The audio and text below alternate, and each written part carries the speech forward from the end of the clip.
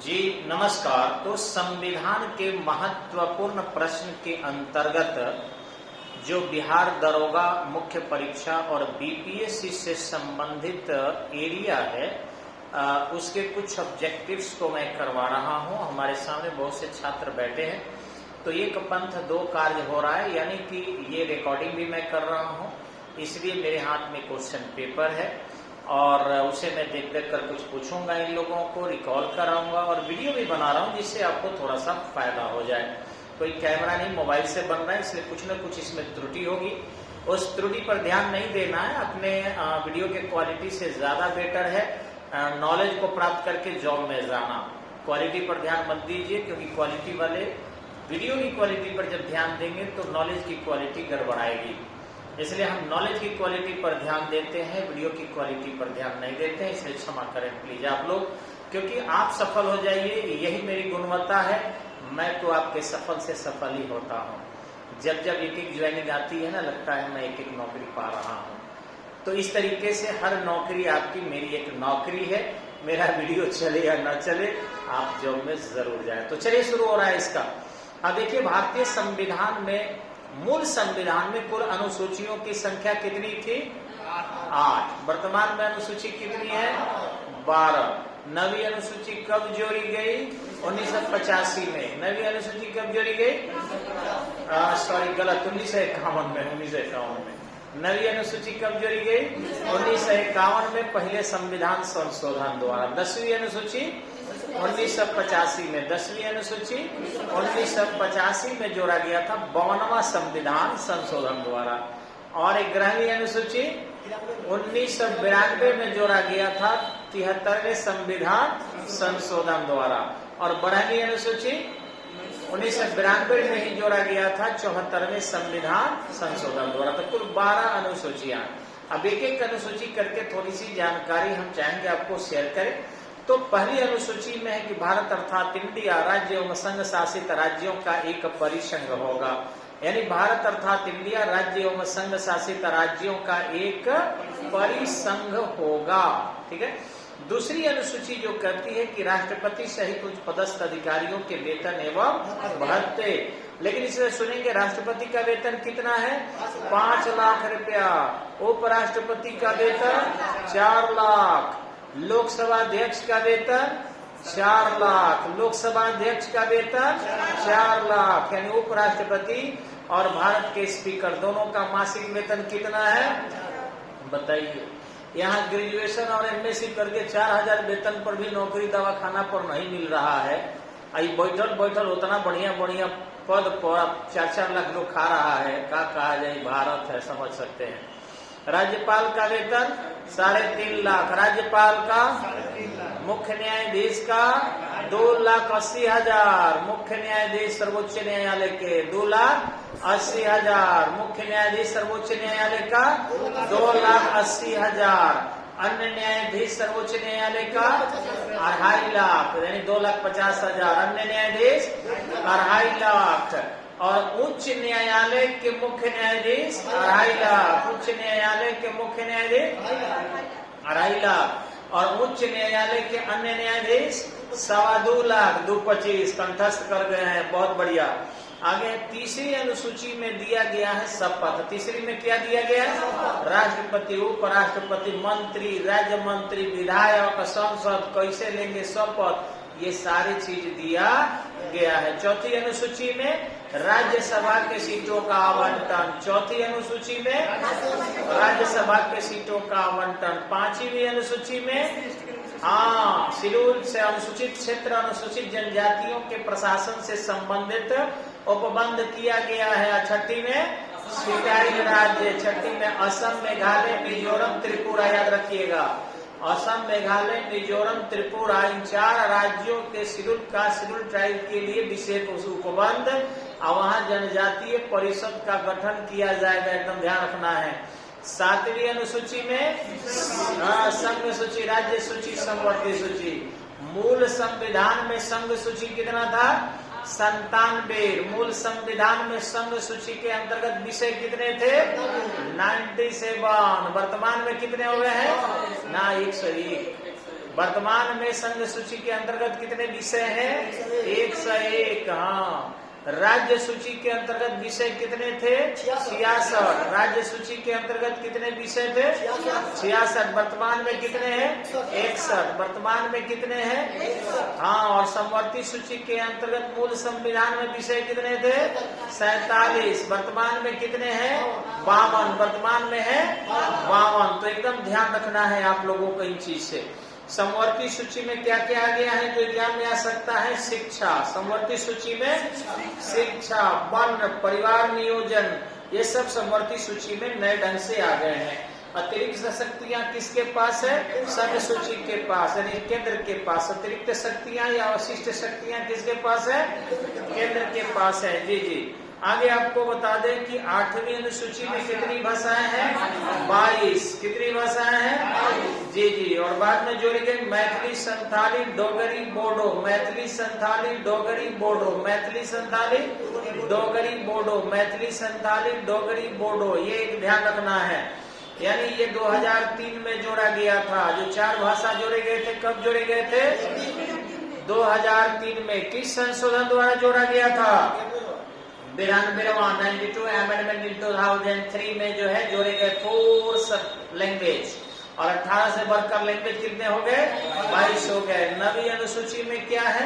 भूमि सुधार अधिनियम। भूमि सुधार अधिनियम। और ध्यान रखेंगे कि 562 देशीय रियासत मुकदमा कर दिए हैं और आने वाले समय में सच्ची बात है कि सभी की रियासतें वापस होगी अथवा सरकार ढंग से मुआवजा देगी। नेहरू के हड़प नीति भारत के संविधान में नहीं चलेगा। आपको बता रहे हैं धीरे धीरे सभी राजवारों के संपत्ति जो लिए गए हैं उनकी भरपाई सरकार को करना ही होगा।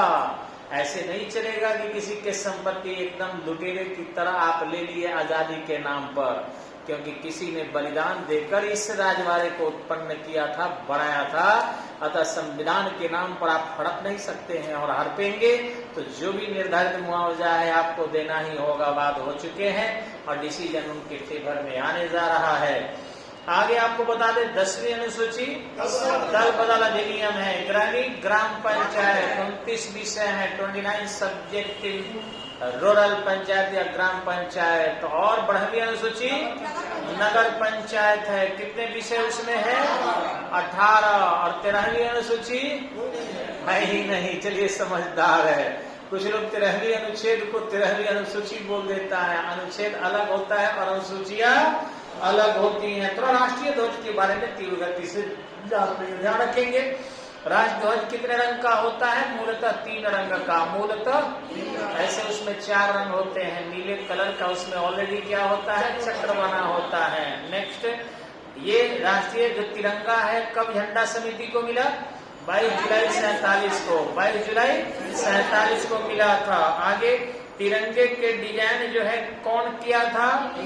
मैडम बीकाजी कामा। मैडम बीकाजी कामा। तिरंगे का डिजाइन कौन किया था? मैडम बीकाजी कामा किया था, जो यूरोप में कार्य कर रही थी। केसरिया रंग क्या कहता है? आत्मनियंत्रण और त्याग का। आत्मनियंत्रण और त्याग का। सफेद क्या कहता है? शांति और सत्य। शांति और सत्य। हरा रंग क्या कहता है? समृद्धि का। हरा रंग क्या है? जीवन के समृद्धि। गाना में भी है हरियाली का, नहीं तो इधर से उस हिसाब से भी आप लोग बोल देते हैं। आगे बताएंगे आप थोड़ा सा जल्दी जल्दी। राष्ट्रगान क्या है? जन गण मन। राष्ट्रगान किसने लिखा था? रविन्द्रनाथ टैगोर ने। राष्ट्रगान किसने लिखा? सबसे पहले कब गाया गया? 1911 में। सबसे पहले कब गाया गया? कहाँ गाया गया?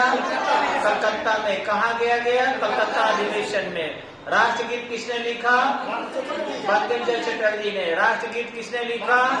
बंकिम चंद्र चटर्जी ने। राष्ट्रगीत किसने लिखा? सबसे पहले कब गाया गया? 1896 में। सबसे पहले कब गाया गया?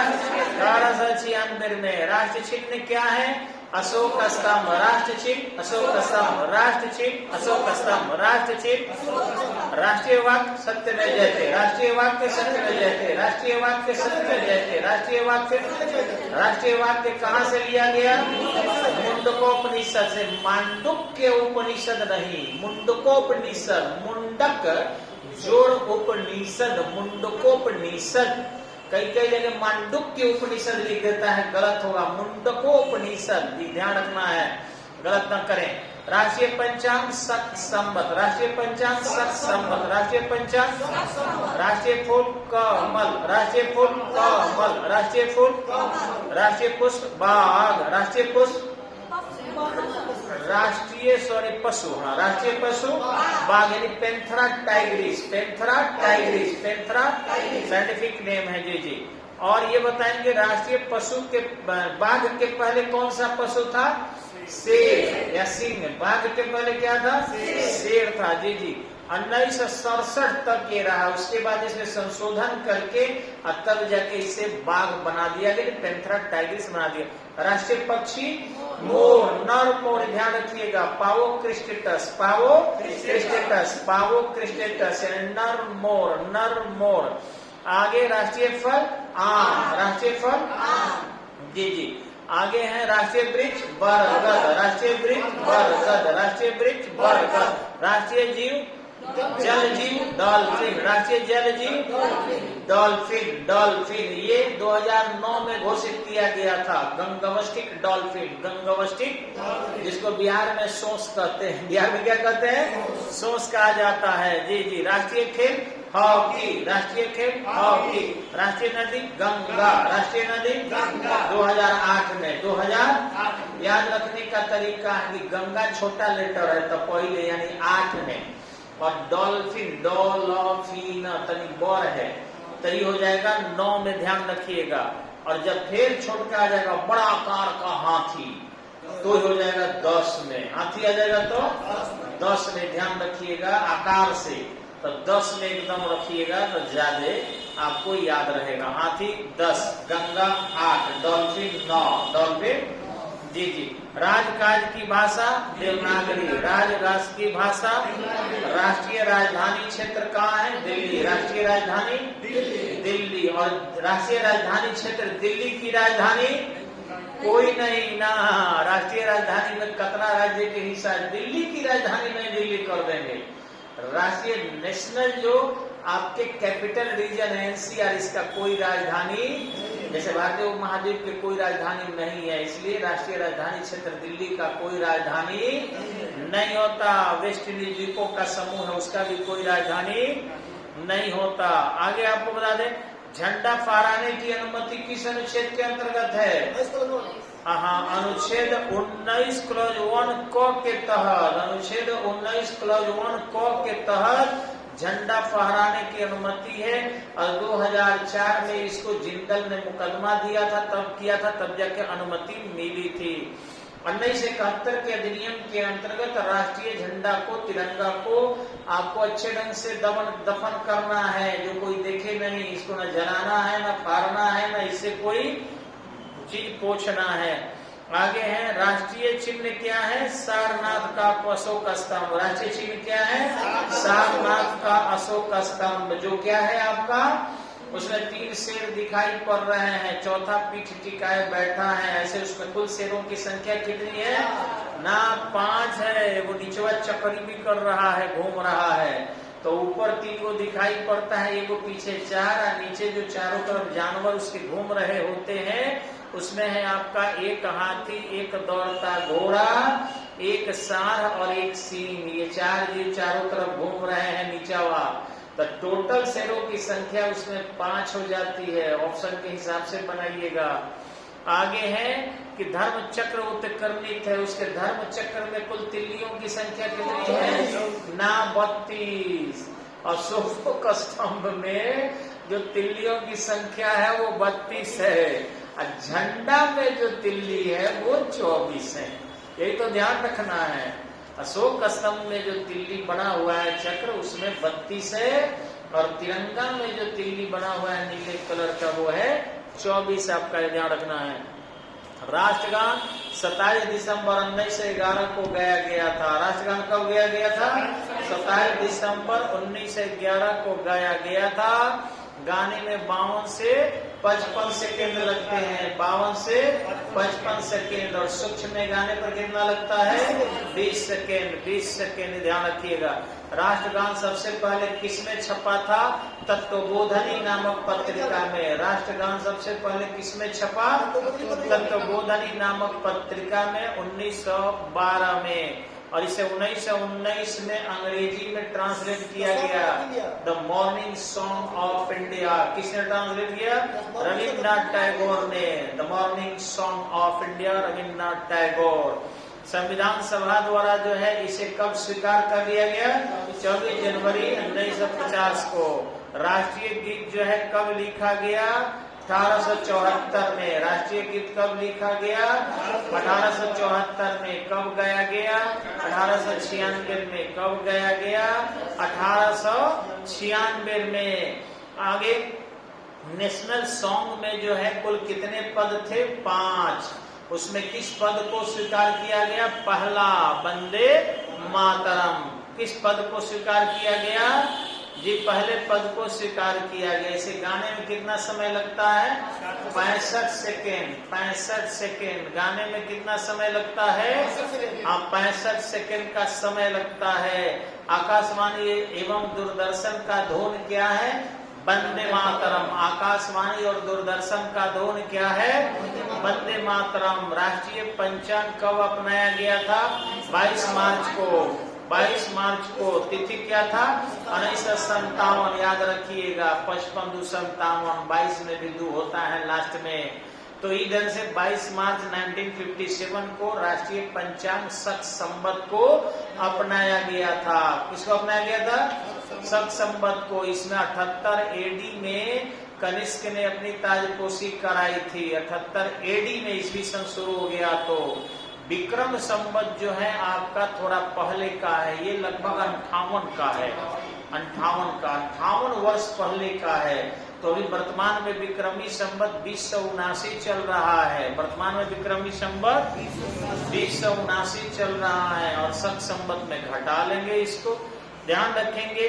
राष्ट्रीय पशु जो है आपका अभी वर्तमान में क्या है? आपका पेंथ्रा टाइग्रिस। पेंथ्रा टाइग्रिस यानी कि बाघ है। राष्ट्रीय वृक्ष क्या है आपका? बनियान। बनियान यानी बरगद। बनियान बने जी जी। और राष्ट्रीय नदी 4 नवंबर 2008 को। 4 नवंबर 2008 को गंगा को राष्ट्रीय नदी घोषित किया। हाँ, राष्ट्रीय पशु की मांग बदल रही है। लोग कह रहे हैं गौ माता को राष्ट्रीय पशु बनाया जाए। क्या लग रहा है आप लोगों को? नहीं बनेगा? बनबे करेगा, कोई रोक ही नहीं सकता है, वो जान लीजिएगा। चाहे जो हो जाए, हंगामा करने वाले भीतर रहेंगे और लागू हो जाएगा एकाएक, देख लीजिएगा। और धीरे धीरे जो हर पशुपालकों को 500 रुपया एक्स्ट्रा अकाउंट पर भेजा जाएगा। ये भी जो है सरकार भीतरे भीतरे सर्वे कर रही है कि जिनके पास पशु होंगे 500 रुपया उनके अकाउंट पर पहुंचबे करेगा। यही, लेकिन गोधन गाय हो या बैल हो, भैंसिया पर नहीं भेजा जाएगा। रखेंगे। हाँ, राष्ट्रीय विरासत पशु कौन है? हाथी। 21 अक्टूबर 2010। राष्ट्रीय मुद्रा प्रतीक कब अपनाया गया? 15 जुलाई 2010 को। रुपया का नया जो रली के 2 जगह से काट दिया जाता है वो 15 जुलाई 2010 को अपनाया गया। राष्ट्रीय दिवस कब मनाया जाता है? 15 अगस्त और 26 जनवरी तथा 2 अक्टूबर। 15 अगस्त और 26 जनवरी 2 अक्टूबर को अपनाया जाता है। अच्छा, एक सवाल ये बताएंगे, भारतीय संविधान को अपने कलम से किसने लिखा था? BN राव ने। BN राव ने, हमेशा ध्यान रखिएगा। आगे बताएंगे कि कौन सा ऐसा भारत का देश था जिसका अपना अलग संविधान था? जम्मू कश्मीर था। और उसे किस धारा के अंतर्गत अपना संविधान लिखने का अधिकार मिला था? 370 के अंतर्गत। अब क्या हो गया है? एक भारत एक संविधान। एक भारत। विश्व का सबसे बड़ा संविधान किस देश का है? भारत का। विश्व के सबसे बड़ा लोकतांत्रिक देश कौन है? भारत है। और इस ढंग से नेक्स्ट तीसरे वीडियो में आपको मिलेगा महत्वपूर्ण क्वेश्चन। तब तक के लिए नमस्कार।